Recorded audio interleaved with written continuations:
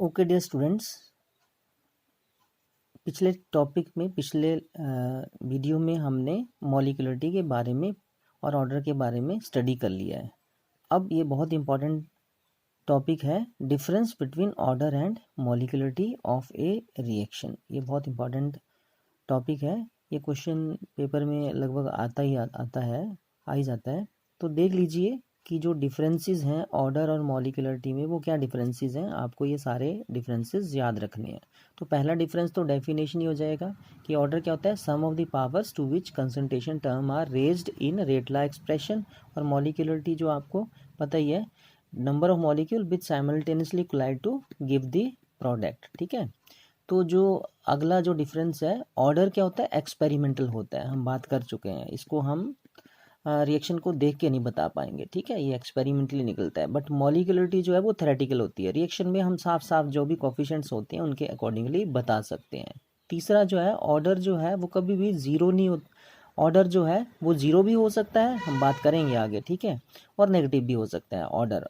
ठीक है, लेकिन जो मोलरिटी है, it can not be zero और नेगेटिव कभी भी, क्योंकि आपको पता ही है अगर कोई रिएक्शन हो रहा है तो उसमें कोई ना कोई मॉलिक्यूल इन्वॉल्व होगा ही। ऐसे तो होगा ही नहीं कोई मॉलिक्यूल नेगेटिव में हो, है ना, और कोई भी मॉलिक्यूल इन्वॉल्व ना हो। इसलिए जो मॉलिक्यूलरिटी है वो ना तो ज़ीरो हो सकती है ना नेगेटिव हो सकती है। Order can be in fraction, हम आगे बात करेंगे। फ्रैक्शन में ऑर्डर होता है, हो सकता है। मैं एक एग्जांपल बताऊंगा फ्रैक्शन ऑर्डर की अलग से। ठीक है, बट जो मॉलिक्यूलरिटी है वो फ्रैक्शनल में कभी नहीं होती है, क्योंकि ऐसा कभी भी नहीं होता है कि आधा मॉलिक्यूल जो है वो रिएक्ट करे। जब जाएगा तो पूरा मॉलिक्यूल ही जाके जो है वो कोलाइड करेगा, है ना।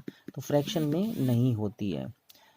नेक्स्ट जो डिफरेंस है, जो ऑर्डर है, it is applicable for elementary reaction as well as complex reaction. मैं कॉम्प्लेक्स रिएक्शन भी आपको बताऊंगा। कॉम्प्लेक्स रिएक्शन वो होते हैं which takes place in more than 2 steps. ठीक है, मोर देन 1 स्टेप्स, एक स्टेप से ज़्यादा स्टेप्स में जो रिएक्शन होते हैं उनको कॉम्प्लेक्स रिएक्शन बोलते हैं।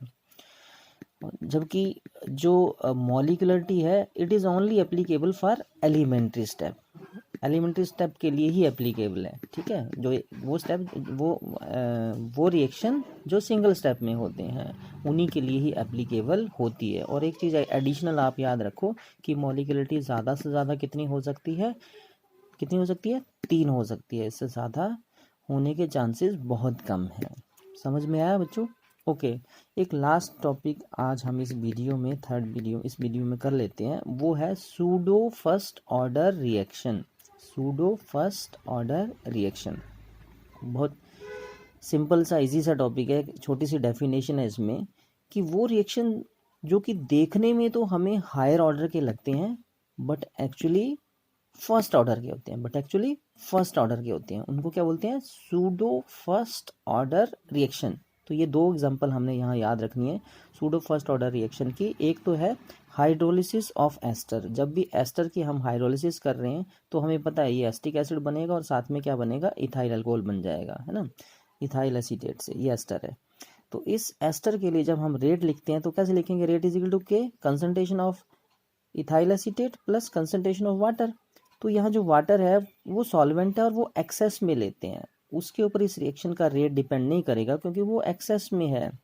वो क्योंकि इसकी जो कंसंट्रेशन होगी उसी के हिसाब से जो रिएक्शन का रेट डिटरमाइन होता है। इसलिए इसको हम यहाँ पे निगलेक्ट कर देते हैं, इसकी कंसंट्रेशन को क्या कर देते हैं, निगलेक्ट कर देते हैं। इसलिए जो रेट लिखते हैं वो अकॉर्डिंग टू एक ही रिएक्टेंट की कंसंट्रेशन के हिसाब से लिखेंगे या उसी के हिसाब से वेरी होता है। तो उसी के अकॉर्डिंगली इस रिएक्शन का रेट क्या हो जाता है, 1 हो जाता है। समझ में आ गया? ओके, ऐसे ही हाइड्रोलिसिस ऑफ शुगर वाली एग्जांपल है। इसमें जब हम हाइड्रोलिसिस करते हैं शुगर की तो वाटर को एक्सेस में लेते हैं, ग्लूकोज फ्रक्टोज बनता है। तो इसमें भी ऊपर वाले रिएक्शन की तरफ से जो रिएक्शन है वो एक की ही कंसंट्रेशन के ऊपर डिपेंड करता है, इस शुगर की ही कंसंट्रेशन के ऊपर डिपेंड करता है।